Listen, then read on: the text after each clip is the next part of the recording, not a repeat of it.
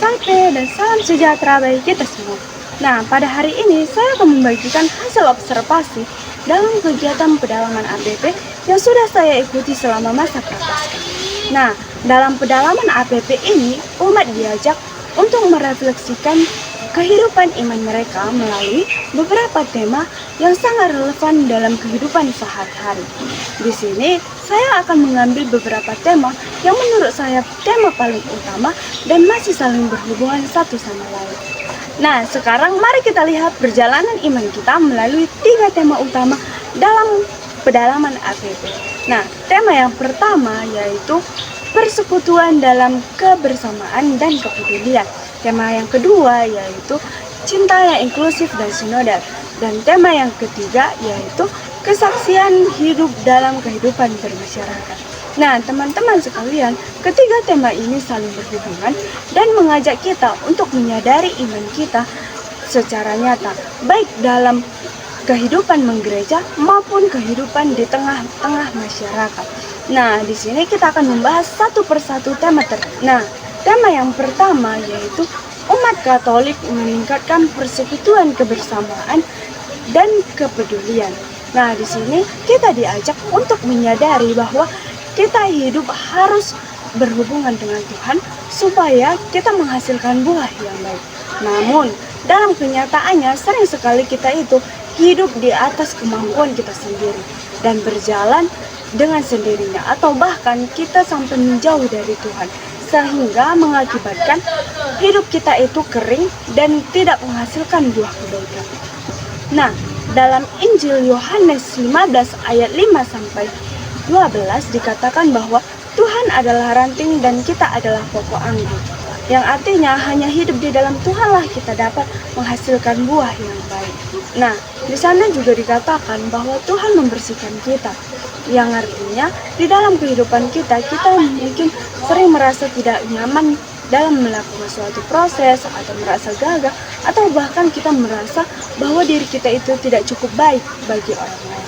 Nah, itu bukanlah suatu kegagalan, melainkan suatu proses yang membantu kita untuk tumbuh menjadi pribadi yang lebih baik lagi.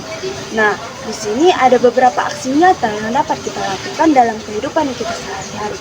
Yang pertama yaitu kita harus mau membangun relasi yang lebih baik lagi dengan Tuhan melalui berdoa, membaca kitab suci, dan mau hidup saling mengasihi di tengah masyarakat. Selanjutnya, tema yang kedua yaitu umat Katolik meningkatkan perwujudan cinta yang inklusif dan sinodal.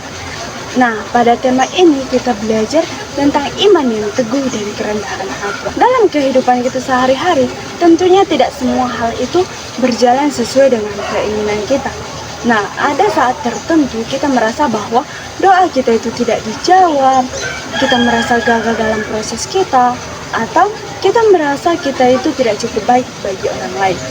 Nah, dalam Injil Markus 7 ayat 24-30 dikatakan bahwa ada seorang wanita yang meminta pertolongan Yesus demi kesembuhan anaknya.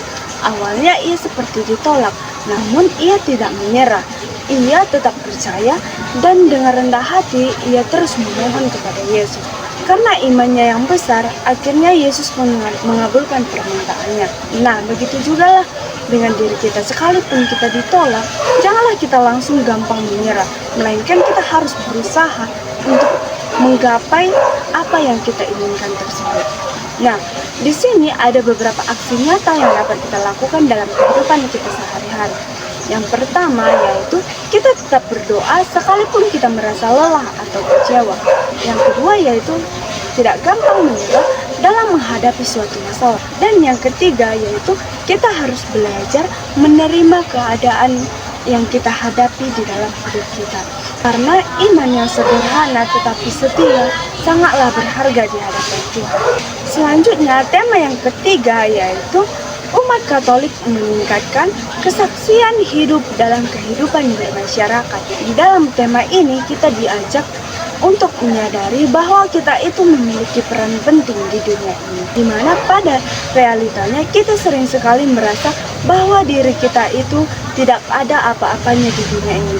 tanpa kita sadari bahwa kita berbeda di hadapan Tuhan. Dalam Injil Matius 5 ayat 13-16 dikatakan bahwa kita adalah garam dan terang dunia, yang artinya garam sekecil itu namun dapat memberi rasa, dan terang yang mungkin kelihatan sederhana dapat mengusir kegelapan. Artinya, sekecil apapun kebaikan yang kita lakukan, tetaplah berharga di hadapan Tuhan.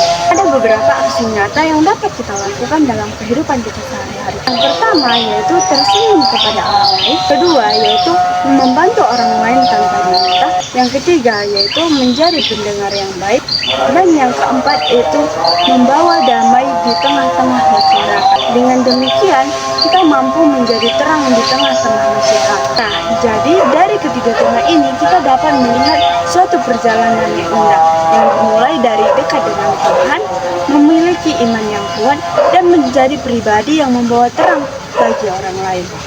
Pedalaman APP mengajak kita untuk berubah bukan secara instan, melainkan dengan cara yang pelan-pelan dan langkah demi langkah. Yang penting kita mau dan kita terus berjalan bersama Tuhan. Hingga pada akhirnya kita menjadi pribadi yang lebih baik, bukan hanya untuk diri sendiri, melainkan menjadi berkat bagi orang lain. Jadi hasil observasi dalam pedalaman APP ini adalah di mana pedalaman APP ini berjalan dengan baik dan membawa perkembangan yang positif bagi peserta. Di dalam kegiatan ini juga fasilitator sudah menyampaikan materi dengan baik, sehingga peserta juga paham mulai dari tahap refleksi, pentingnya membangun relasi dengan Tuhan, hingga tumbuh menjadi pribadi yang lebih baik lagi di tengah-tengah masyarakat. Sehingga pada akhirnya peserta semakin aktif dan mampu merumuskan aksi nyata dalam wujud iman dan membawa terang di tengah-tengah masyarakat. I just had to let you know you're